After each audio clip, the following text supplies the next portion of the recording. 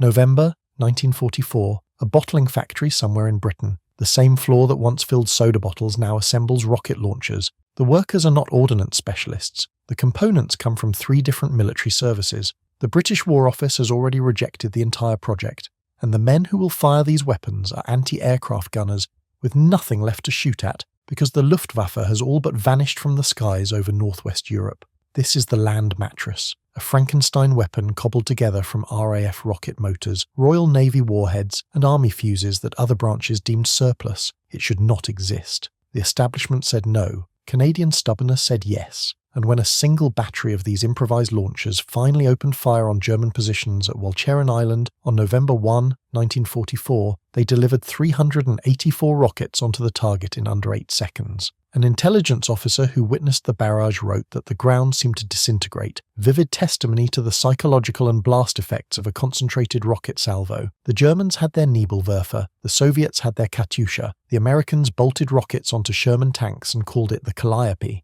In one specific metric, explosive weight per concentrated salvo, the Land Mattress compared favourably to all of them. A single salvo delivered approximately 162 kilograms of high explosive, more than double a Katyusha battery's 78 kilograms, more than 10 times the Nebelwerfer's 14 kilograms. But the Land Mattress lacked the production scale, mobility, and sustained fire advantages of its rivals. Only about 400 units were ever built, according to Doug Knight's specialist monograph, compared to the Katyusha's 10,000 launchers and 12 million rockets. The reload time stretched to 10 or 12 minutes, making it essentially a one-shot weapon per engagement phase. This was not a war-winning superweapon. It was a battering ram, devastating in the breakthrough, but limited in strategy. And from November 1944 through April 1945, across 6 months of the final push into Germany, that battering ram did exactly what it was designed to do. The origins of the Land Mattress trace back to the mid-1930s, when British rocket research began at the projectile development establishment at Fort Halstead in Kent. According to Historic England's assessment of the site, work under Director of Ballistics Research Alwyn Crowe produced what they called the unrotated projectile, or UP. The name was deliberately misleading. These rockets were fin-stabilized rather than spin-stabilized, and the cryptic designation helped conceal their true nature from German intelligence. The breakthrough came from chemistry. A new propellant called solventless cordite combined 41.5% nitroglycerin with 49.5% nitrocellulose and 9% carbamide as a stabilizer. Manufactured at the Royal Ordnance Factory at Bishopton in Scotland, this propellant gave British rockets consistent, reliable thrust. The first naval application was the 7-inch UP, a short-range anti-aircraft weapon deployed on warships including HMS Hood and HMS King George V. Each rocket climbed to approximately 300 meters, exploded, and released a mine attached to 3 parachutes trailing over 100 meters of wire. The idea was to foul enemy aircraft propellers. The reality was spectacular unreliability. During a demonstration for Winston Churchill aboard HMS Hood at Scapa Flow, practice rockets drifted back onto the ship in unexpected winds. The 7-inch UP was withdrawn by 1941. The 3-inch UP proved far more successful. By August 1940, over 7,000 rocket projectors had been produced for anti-aircraft command, organised into what were called Z batteries. The first experimental battery stood up at Cardiff in South Wales during October 1940, commanded by Major Duncan Sandys, who happened to be Winston Churchill's son-in-law. By 1942, Britain was producing 2.4 million rockets annually. The Royal Navy saw the potential for massed fire. They mounted batteries of these rockets onto landing craft tank vessels, each carrying over 1,000 rockets with a range of nearly 3,500 meters.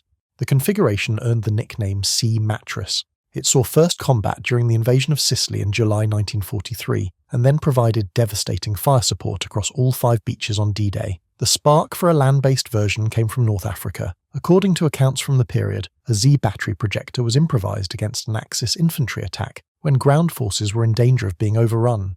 The emergency ground firing proved that anti-aircraft rockets could devastate surface targets. Some details of this incident remain disputed by historians, but it directly inspired development of a purpose-built ground launcher. 2 officers drove the project forward. Lieutenant Colonel Michael Wardell of the Welsh Guards conceived the original idea after the North Africa improvisation. He had connections to Lord Beaverbrook, which would prove useful. Lieutenant Colonel Eric Harris, a Canadian artillery officer, attended a rocket projector demonstration in 1943 and immediately recognized the weapon's potential for ground bombardment.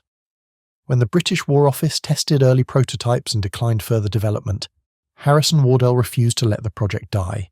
They persuaded Canadian Army authorities to continue funding and testing. According to Doug Knight's definitive reference work, The Land Mattress in Canadian Service, development proceeded in spite of protests by the British artillery authorities. The Canadians saved a weapon the British establishment had abandoned. The conditions imposed on the project were revealing. The weapon had to use existing ammunition and components. It could not interfere with supply chains for other weapons. These constraints produced something extraordinary, a hybrid assembled from 3 services surplus. The RAF contributed the 3-inch RP-3 aircraft rocket motor. The Royal Navy provided a 29-pound, 5-inch naval bombardment shell as the warhead. The Army supplied fuses from surplus stocks. If you're finding this interesting, a like on this video genuinely helps more than you'd think, the algorithm notices. Now let's continue with how this Frankenstein weapon was actually built. Canadian military headquarters authorized 2 prototype 40-tube launchers for initial testing in June and July of 1944. The first 10 improved prototypes, using a 32-tube configuration arranged in a 4x8 grid, were completed at the Meyer-Dunford bottling plant, a rocket launcher born where soda bottles were once filled. These prototypes arrived in France on September 30, 1944. The crews assigned to operate them were retrained light anti-aircraft gunners from the 112th Battery of the 6th Light Anti-Aircraft Regiment Canadian. These men had spent months watching empty skies as the Luftwaffe faded from the war. Firing trials near Helsteren in Belgium on October 29, 1944 confirmed the weapon worked. 2 days later, it saw combat. The Land Mattress opened fire for the first time on November 1, 1944 during Operation Infatuate, the amphibious assault on Walcheren Island. The objective was to clear the Scheldt estuary and open the vital port of Antwerp to Allied shipping. Firing from behind the seawall at Fort Frederick Hendrick near Breskens, the battery launched approximately 960 rockets in 3 salvos at German anti-aircraft positions across the water. The targets were massive concrete emplacements. The rockets could not physically destroy such fortifications. But the psychological effect was devastating. According to after-action reports, German crews abandoned their posts despite the structures remaining intact.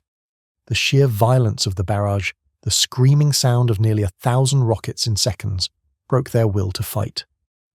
Days later, from November 6 through 8, the battery supported the 1st Polish Armoured Division near Breda. The mission was to eliminate a German bridgehead on the south bank of the River Maas. Over 3 days, 2,400 rockets struck 7 targets. During the broader Scheldt operations, 1,146 rockets were launched in just 6 hours. Both engagements were declared successful. The Land Mattress transitioned from experimental curiosity to fully operational weapon system. 2 additional rocket batteries were immediately ordered. The technical specifications explain why the weapon hit so hard. The standard production model carried 30 tubes arranged in a 5x6 grid. Earlier prototypes used 32 tubes in a 4x8 arrangement, and the earliest crude versions had 40. A lightweight 16-tube jungle variant weighing just 380 kilograms was designed late in the war for the Pacific Theatre, towable by a Willys Jeep, but hostilities ended before it saw service. Each complete rocket weighed approximately 30.5 kilograms. The motor burned solventless cordite propellant and weighed 5.7 kilograms. The 5-inch naval warhead weighed 13.2 kilograms and contained approximately 3.1 to 3.2 kilograms of explosive fill. Muzzle velocity reached 353 meters per second. According to the Canadian War Museum fact sheet, maximum range extended to approximately 7,500 meters, with some sources citing up to 8,000 meters, depending on elevation and conditions.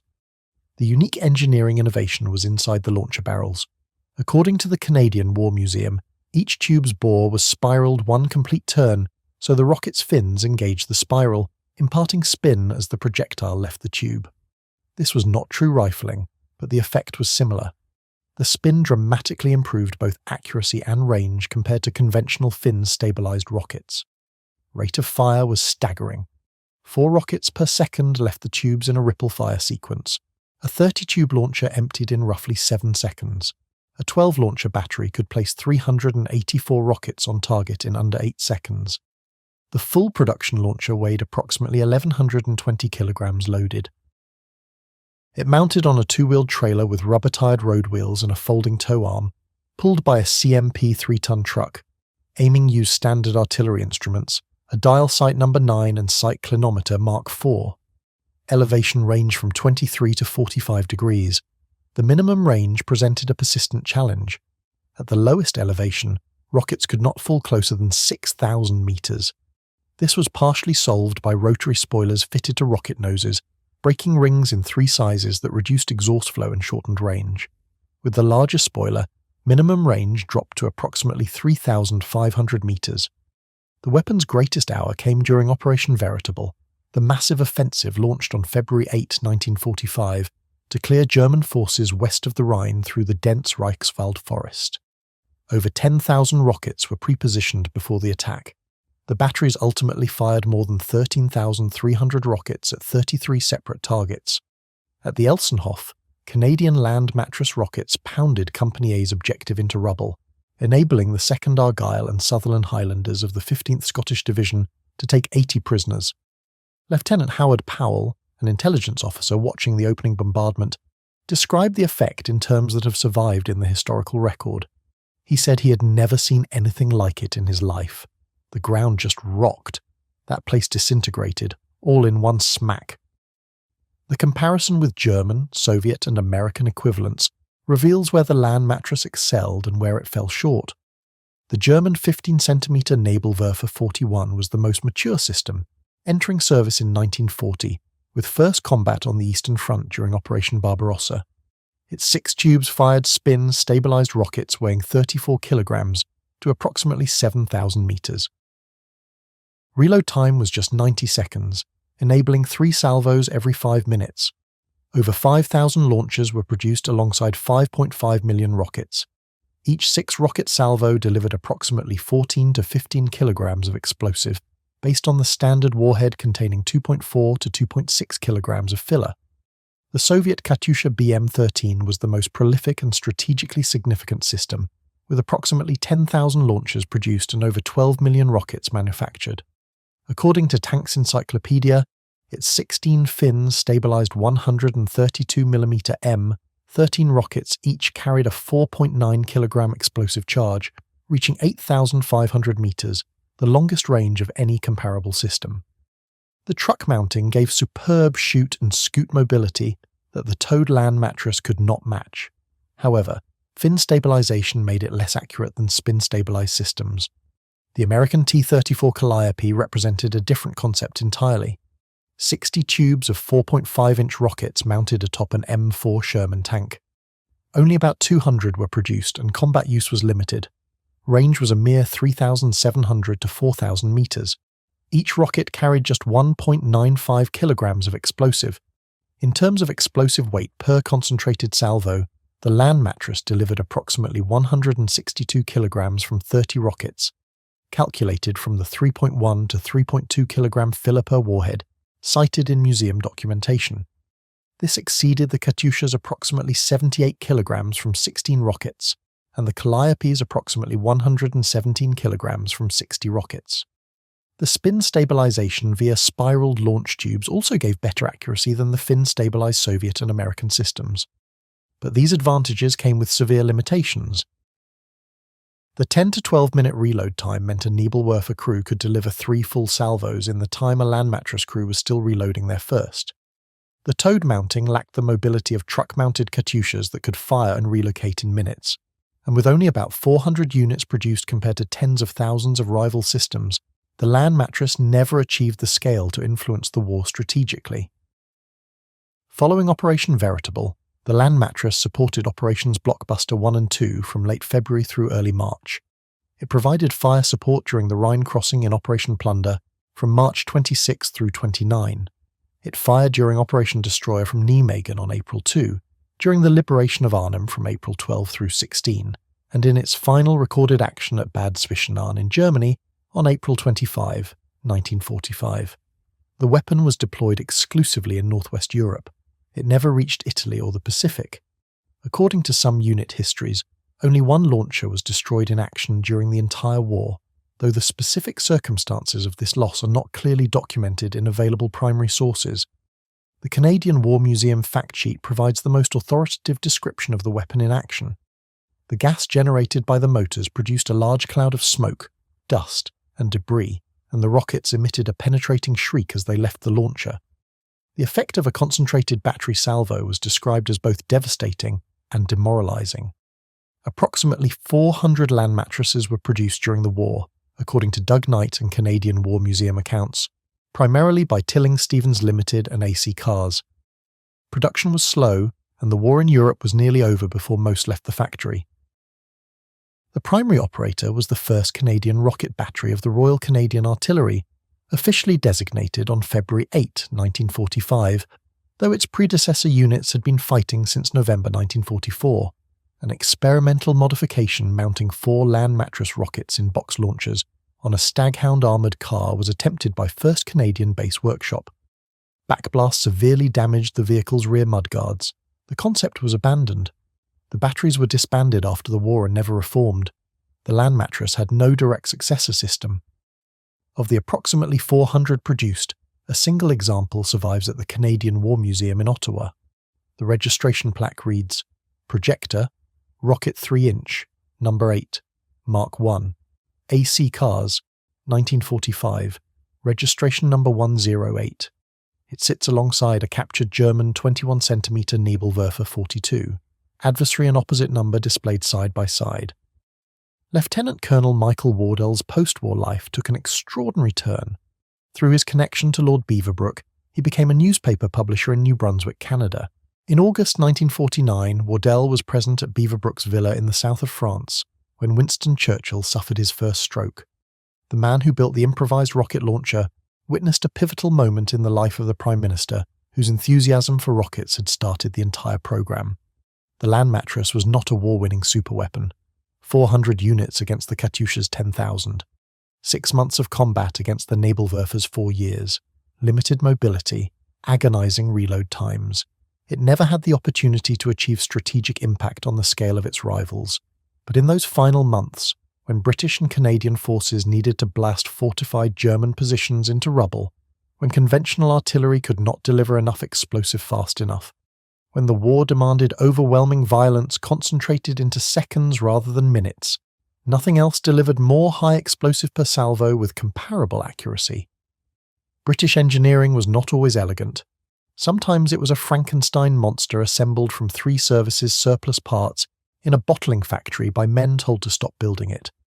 Sometimes the establishment said no and stubborn colonials said yes. From November 1, 1944 to April 25, 1945, the Land Mattress screamed through the air and levelled positions across northwest Europe. That one surviving example in Ottawa is not just a museum piece. It is proof that British innovation under pressure could take spare parts and determination and build something that hit harder in a single concentrated salvo than anything the Germans, Soviets or Americans fielded in the same role. It did exactly what it was designed to do.